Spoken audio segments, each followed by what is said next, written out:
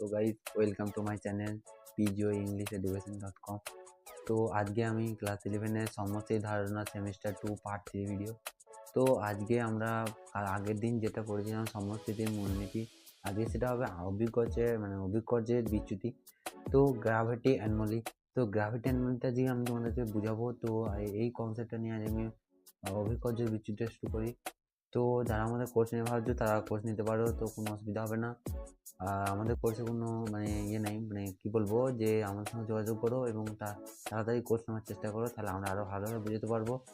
তো আমাদের ভিডিওর মধ্যে যেটুকু বোঝানো পেয়েছো সেটুকুই তোমাদের অনেকটা কাজে লাগবে। তো আমরা যেসব ভিডিও করবো, তো আমাদের ভিডিওর যে কোর্স নিতে চাও তারা আমাদের চ্যানেলে ভিডিও দেওয়া আছে, সেটা দেখে নিতে পারো। তো তো বেশি কথা না বাড়িয়ে স্টার্ট করা যাক অভিকর্যের বিচ্যুতি।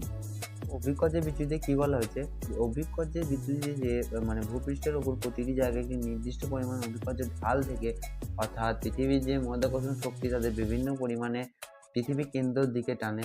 যদি পৃথিবী নিখুঁত গোলক হতো তাহলে এই গভীরতা পৃথিবীর অভ্যন্তরীণ ভাগ এবং জনঘনত্ব যেসব কি বলবো জনঘনত্বের বিশিষ্ট পদার্থ দিয়ে তৈরি করা। তাহলে যে অভিকর্যের যে ত্বরণের মান নিচে সূত্রে সাজানো বোঝাবো। তো সূত্রের সাহায্যে আমরা যদি অভিকর্যের মানটা বার করি, তো মানটা কি হবে যে জি যে ছোট হাতের জি সমান বড় হাতের জি এবং ক্যাপিটাল জি সমান এম ক্যাপিটাল এম বাই কি বলবো capital R plus capital H, তো ক্যাপিটাল এইচ 2।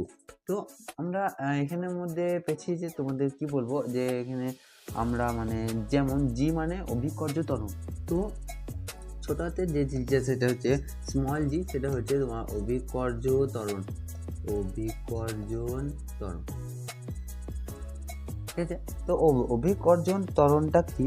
অভিকর্ষণ ত্বরণ হচ্ছে যে পৃথিবী পৃষ্ঠে যেসব সৃষ্টিকারী পৃথিবীতে যেসব সৃষ্টিকারী কি বলবো তোমার কি বলে যে অভিকর্ষে যেসব ত্বরণের মাধ্যমে আমরা যেসব জিনিস পাই। তো এম কি? এম হচ্ছে পৃথিবীর ভর। এইখানে যেটা বলা হয়েছে ক্যাপিটাল এম হচ্ছে পৃথিবীর ভর। এখানে আমরা পৃথিবীর ভর লিখলাম। তো এবার আছে ছোট হাতের এইচ স্মল এইচ যেটাকে বলে। তো ছোট হাতের এইচ হচ্ছে ভূপৃষ্ঠের থেকে উচ্চতা। তো ভূপৃষ্ঠের উচ্চতা, তো বেশ ভূপৃষ্ঠ উচ্চতা হলো। এবার জি কি? জি বড় হাতের যে ক্যাপিটাল জি, সেটার হচ্ছে যে সর্বজনীন মহাকর্ষীয় ধ্রুবক। তো সর্বজনীন মহাকর্ষ ধ্রুবক। আর এই আর কি? পৃথিবীর ব্যাস। আর হচ্ছে পৃথিবীর ব্যাস। ঠিক আছে। তো পৃথিবীর ব্যাস, তো এই সূত্রের সাহায্যে আমরা অভিকর্য ত্বরণের মান যদি হবে ধরো জি সমান ক্যাপিটাল কি বলবো যে স্মল জি সমান capital G by M by capital R J square. তো কারণ যে সমুদ্র পৃষ্ঠের এইচ এর মান যদি 0 হয়, তো হিসাব করে দেখা গেছে যে সমুদ্র পৃষ্ঠ থেকে 9.9 মিটার এই যে সেমি স্কোয়ার। তো এইখানে যখন এই সূত্রটা প্রয়োগ করে আমরা যখন আরেকটা সূত্র বার করি, তো তখন সেই সূত্রটা কি হবে? জি সমান বড় হাতের জি বাই বড় হাতের এম বাই আর স্কোয়ার। ঠিক আছে। তো এটাই হবে। তো কি বলবো, এখানে আমরা কোনো নির্দিষ্ট অক্ষাংশের যে অথবা যে স্থান থেকে যে পরিমাণ অভিকর্যের টান বা অভিকর্যের ত্বরণে থাকা আর উচ্চতা, অর্থাৎ যে আস্থেতিক মান এবং সেতুকি ভূপৃষ্ঠের পরিমাণ করে যে পাওয়া মান পাওয়া কোনো সমষ্টির সমষ্টির বিয়োগ করা হলে যে বিয়োগ ফলটাই অভিকর্যের বিচ্যুতি হয়। ঠিক আছে। তো বিয়োগ ফলটা যদি আমরা বার করতে যাই, তখন এটা হবে যে জি সমান স্মল জি সমান capital G M square by R square.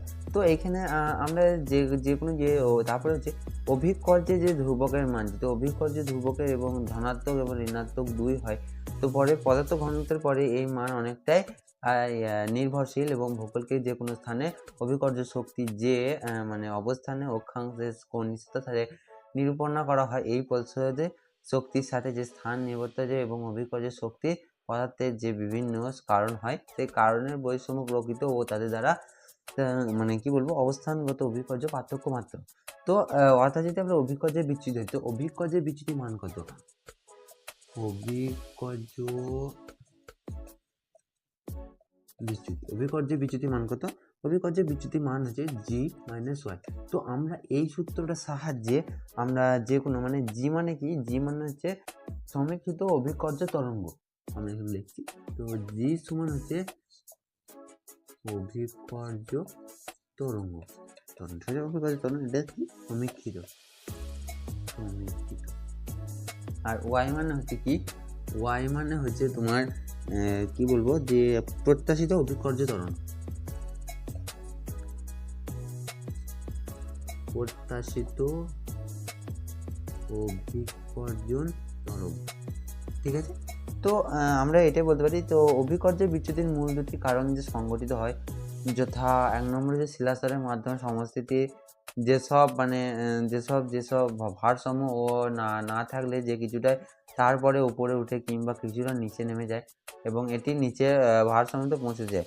তো তা এক নম্বর। তারপরে 2 নম্বর যে কথা রয়েছে সেটা যে ভূপৃষ্ঠের অন্তর্গত বিভিন্ন শিলাস্তরে ঘনত্ব এবং স্বাভাবিক তুলনায় কম বা বেশি হয়। তো অভিকর্যের বৈষম্য বিভিন্ন প্রকারের হতে পারে, সেইগুলির সিদ্ধান্তের নিচে আলোচনা করা হলো। তো আমরা আবার সিদ্ধান্তটুকু বলবো যে এবার হচ্ছে যে মুক্ত বায়ুর অভিকর্য বিচ্যুতি, মানে fire air gravity of anomaly of anomaly, এই অ্যানোমালি, ঠিক আছে। তো আমরা এবার মুক্ত বায়ুতে যে অভিকর্য বিচ্যুতিটা সেটা বোঝাচ্ছি। তো যে মুক্তিবায়ুর যে অভিকর্যের বিচ্যুতিতে এয়ার অ্যানোমালি মানে ধনাত্মক, ঠিক আছে, এয়ার অ্যানোমালি ধনাত্মক ধরবো, আর একটা মানে যেটা আছে সেটা ঋণাত্মক ধরছি। তো আমরা যদি দুটোকে লাঘব করি, তো বিচ্যুতির মানকে যদি আমরা উচ্চতম প্রভাব বাদ দিয়ে যে সংশোধন নেওয়া হয় এ এনামল, কি বলবো, এ এনামল, এ এনামলি, ঠিক আছে, এ এনামলি ধরলাম। আর হচ্ছে বলে যে সে অভিকর্যের বিচ্যুতি সবসময় ধনাত্মক হবে এই সমাজের যে শিলাস্তরের ঘনত্ব হিসাবে মধ্যে ধরা যায় না, কারণ শিলাস্তরের ঘনত্ব তাপমাত্রা অনুযায়ী বিচ্যুতির মানের পার্থক্য ঘটে না। তো কি বলবো যে মানে যে শিলাস্তরের যে ঘনত্ব এবং অভিকর্যের যে অনুযায়ী বিচ্যুতির মান সেটা পার্থক্য কিন্তু ঘটে না, যদি ধনাত্মক এ এনামলি হয়। তো এবার হচ্ছে বেগার অভিকর্যের বিচ্যুতি, অভিকর্ষণ বিচ্যুতি। তো বেগার অভিকর্ষণ বিচ্যুতিটা কি?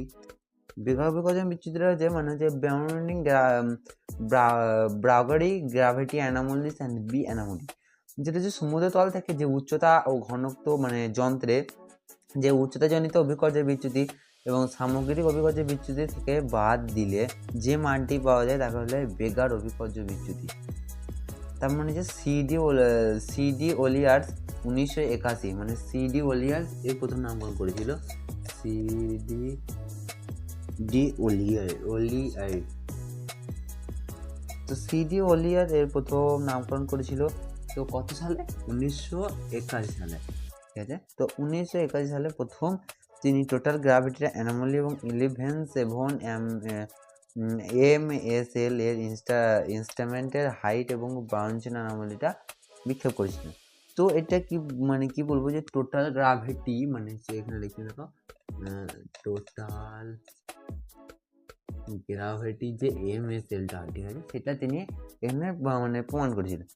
তো প্রমাণ করেছিলেন এই বিচ্যুতি যে মালভূমি এবং যে পার্বত্য অঞ্চলে ঋণাত্মক হলেও যে সমুদ্রের উপর যে শূন্য কিভাবে ধনাত্মক হয়, এই বিচ্যুতির ক্ষেত্রে পৃথিবী থেকে যন্ত্রের দূরত্ব এবং সংশোধন করা হয়, একে বি বিচ্যুতি বলে।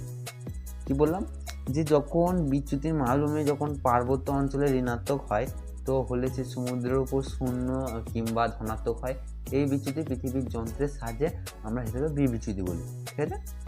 তারপরে যে কি হচ্ছে ভূবিজ্ঞানী বেগার যে আন্দিজ পর্বতের ভিত্তিতে অভিকর্ষের বিচ্যুতি নির্ণয় করেছিল, তাই তার নাম দেওয়া হয়েছে অনুসারে এই বিচ্যুতি বৈম এবং বেগার বিচ্যুতি। তো তোমরা যদি বেগার বিচ্যুতি না বুঝো তো আমি তোমাদেরকে বুঝিয়ে দেখাচ্ছি কীভাবে তোমরা বেগার বিচ্যুতিটা বুঝবে। এবং সিডি ওলিয়ার্স এই প্রথম যে মানে গ্র্যাভিটি অ্যানোমালিটা বার করেছিল, তো সেটা কি বোঝাচ্ছি আমি শুনিয়ে দাও।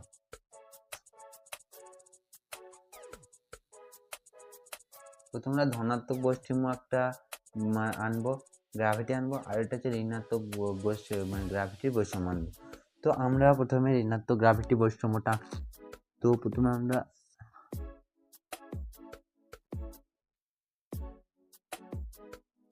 এটা হচ্ছে তোমাদের প্রথম লেয়ার, ঠিক আছে, প্রথম লেয়ার তারপরে আরেকটা লেয়ার করব, সেইটা হবে সমান এবং পাহাড়ের মতো, তারপরে সমান। ঠিক আছে, তো এইটা তোমাদেরকে বুঝতে হবে। এই ছবিটা যে আমি আঁকলাম এটা হচ্ছে তোমাদের কি জানো, এটা হচ্ছে ধনাত্মক গ্রাভিটি বৈষম্য। ঠিক আছে, তো আমরা এটার মধ্যে এইটা হচ্ছে শিলা, এটা ধরো তোমাদের শিলামণ্ডল, ঠিক আছে, তো এটা শিলামণ্ডল আর এইটা হচ্ছে তোমাদের গুরুমণ্ডল, এইটা হচ্ছে তোমাদের গুরুমণ্ডল। ঠিক আছে, তো আমরা এবার যেটা করব সেটা হচ্ছে যে এই দিকটা বৃদ্ধি পাবে, মানে এই দিকটা যখন করবে তখন এটা ধরো গ্র্যাভিটি। ঠিক আছে, তো এটা গ্র্যাভিটি উপর দিয়ে যখন যাবে তখন সেটা মানে বৃদ্ধি পাবে, আর এই নিচের দিকে যখন আসবে তখন সেটা হ্রাস পাবে। ঠিক আছে, আর আরেকটা হচ্ছে তোমাদের মানে কি বলবো, যে তত্ত্ব মানে বেশি, মানে এইখানটায় যখন গ্র্যাভিটি যখন মানে ঠেলবে তখন এখানটা পাহাড়ের মতো একটা উচ্ছলন সৃষ্টি হবে। তো সেটা যে মানে কি ধনাত্মক গ্র্যাভিটি পর্বত, তো এটা হচ্ছে ধনাত্মক গ্র্যাভিটি পর্বত,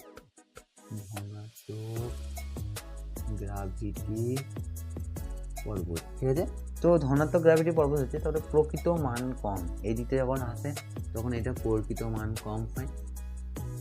এইটা তোমাদের কিন্তু মানে বেগার বিচ্যুতি নামে যেটা পরিচিত করেছিল ভূবিজ্ঞানী বি ওলিয়ার। ঠিক আছে, প্রথমে এটা যখন করেছিল, তো বেগার বিচ্যুতি নামে যখন এটা নাম দিয়েছিল তখনই হয়েছিল। তো এবার আমরা যেটা যাব সেইটা হচ্ছে মানে ঋণাত্মক গ্র্যাভিটি বৈষম্য। তো ঋণাত্মক গ্র্যাভিটি বৈষম্যটা কি আঁকছি আমি দেখলাম, তো ওইটা ভাবো এটা একই হবে, যে ঋণাত্মক গ্র্যাভিটি এবং এইটা ধরো তোমাদের গুরুমণ্ডল আর এটা হচ্ছে শিলামণ্ডল। তো আমরা যদি ওইটার মধ্যে যদি গ্র্যাভিটি হ্রাস এবং গ্র্যাভিটি বৃদ্ধি দেখছে, তো এই যে একই মান হবে, এই দিকটা হবে গ্র্যাভিটি মানে বৃদ্ধি, তো এখানে আমি আবার বোঝাচ্ছি, তো গ্র্যাভিটি এটা এই দিকটা হবে বৃদ্ধি আর নিচের দিকটা হবে হ্রাস। হ্যাঁ, ঠিক আছে, তো আমরা এবার হচ্ছে মানে তাত্ত্বিক যে মানটা ওখানে বেশি হয়েছিল সেটা তাত্ত্বিক মান কম হবে, মানে এইটা যখন এখানে তাত্ত্বিকটা মান কম হয়েছিল তখন এখানে তাত্ত্বিক মান বেশি হয়েছে, তখন এখানে তাত্ত্বিক মান কম হবে। কারণ এটা বলেছে যে ঋণাত্মক গ্র্যাভিটি মানে এটা প্লাস মাইনাস ধরে, মানে প্লাস মাইনাস ধরে যখন জীবন বিজ্ঞান করছিলে সেরকম যে ভৌত বিজ্ঞানে, তো সেরকম এইখানেও সে ধনাত্মক ঋণাত্মক প্লাস মাইনাস ধরে করো, তাহলে বুঝতে পারবে যে এই জিনিসটা কি ঘটে। তো তারপরে হচ্ছে এখানে ঋণাত্মক গ্র্যাভিটিটা মানে এটা হচ্ছে ঋণাত্মক গ্র্যাভিটি, তখন ওইটা ইয়ে হয়েছিল, তো ওটা ঋণাত্মক গ্র্যাভিটি, আর এটা হচ্ছে প্রাকৃতিক মান মানে প্রকৃত মান কম। ঠিক আছে, এটা হচ্ছে প্রকৃত মান কম। তাহলে এইটা ছবিটা কি হলো, এটা হচ্ছে তোমাদের ঋণাত্মক গ্র্যাভিটির আর বৈষম্য। ঠিক আছে, বৈষম্য। ঠিক আছে, তো এরপর হচ্ছে যে মানে যে এবার হচ্ছে যেটা হলো টপিকটা শেষ, এবার টপিক হচ্ছে যে সমস্থিতির বিচ্যুতি মানে আইসোলেটিং অ্যানোমাল অর সি অ্যানোমালি। ঠিক আছে, এই দুটোর মধ্যে একটা মানে কি বলবো যে জিনিসটা বলো সেটা আমি একটা জিনিস দেখাচ্ছি। তো এখানে সি অ্যানোমালি বলেছিল, যেটা হচ্ছে যে ঘনত্বের পার্থক্যের ভিত্তিতে যখন অভিকর্যের বিচ্যুতি সংশোধন করা হয় তখন তাকে সি বিচ্যুতি এবং সমস্থিতি বিচ্যুতি বলা হয়। কি বললাম, ঘনত্বের পার্থক্যের ভিত্তিতে যখন অভিকর্যের বিচ্যুতি সংশোধন করা হয় তাকে সি বিচ্যুতি বা সমস্থিতি বিচ্যুতি বলা হয়। তো তারপরে যে পার্বত্য অঞ্চলে যে উচ্চ মালভূমি, পার্বত্য অঞ্চলে মানে যে পার্বত্য পর্বত, তো এইখানটার অঞ্চল জুড়ে যে উচ্চ মালভূমিগুলা গড়ে উঠেছে, তো কম ক্ষেত্রে এগুলো ঘনমুক্ত হয়েছে। ঠিক আছে, ঘনত্ব মুক্ত হয়েছে, তো ঘনত্ব মধ্যে শিলাস্তরে যে বেশি থাকে সেই ক্ষেত্রে অভিকর্যের বিচ্যুতি ঋণাত্মক হবে। তো অভিকর্যের বিচ্যুতি যখন ঋণাত্মক হবে তখন সেই লোহিত সাগরের যে তলদেশ, তো লোহিত যখন একটা সাগর তার তলদেশে যেটা লোহিত সাগর দেশ, তো লোহিত তলদেশে যখন সাগরের তলদেশে যখন সেই মানে কি বলবো তলদেশের বেশি ঘনত্ব যে মানে যে প্যারাডাইট এবং জাতীয় শিলার ঘনত্ব বেশি হলে সেই বিচ্যুতি ধনাত্মক প্রকৃতির হবে। ঠিক আছে, তো এখানেই শেষ। আমার যদি ভিডিওটা ভালো লেগে থাকে তো চ্যানেলটিকে সাবস্ক্রাইব করে ভিডিওটিকে লাইক করবে, এবং তোমরা যেটা পারবে না সেটা কমেন্টে বলবে, পরে ভিডিও বোঝানোর চেষ্টা করবো। তো বাই, আজকে এখানেই শেষ, আমাদের পাশে থেকে সাবস্ক্রাইব করে।